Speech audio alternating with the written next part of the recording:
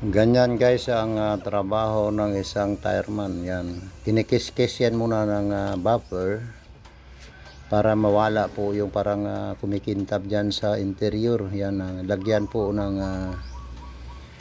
gum din yan natin natunaw sa gas. Okay. Tapos punasan kunti guys. Hanggang mawala yung ano, at saka magupit na tayo ngayon ng gum. Okay, gum. Applyan natin ang gum. Yan guys. Yan ang mga trabaho namin dito guys. Okay, sa vulcanizing shop. Okay, mag-love shout out sa nagapanood.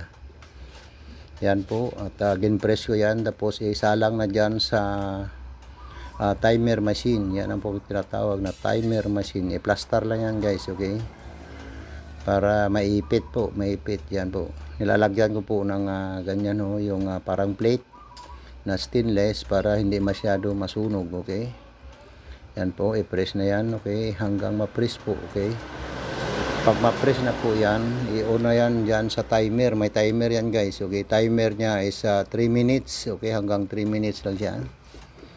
At pag umilaw na yan guys, maghintay na lang tayo hanggang matapos po yung pinaka-timer.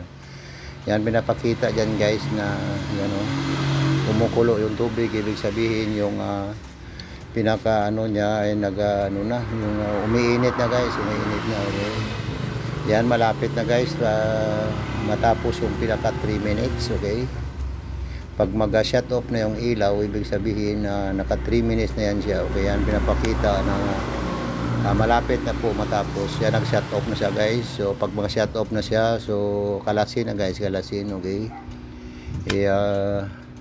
luwagan na yan at punta at ibabad dyan sa tubig dahil mainit yung pinaka plate na yan. Okay, yan, at tanggalin. Tingnan nyo guys yung luto natin. Okay, yan po ang pinakaluto. Okay, yan, ang ganda ng pagkaluto nya. Maraming salamat sa inyong lahat.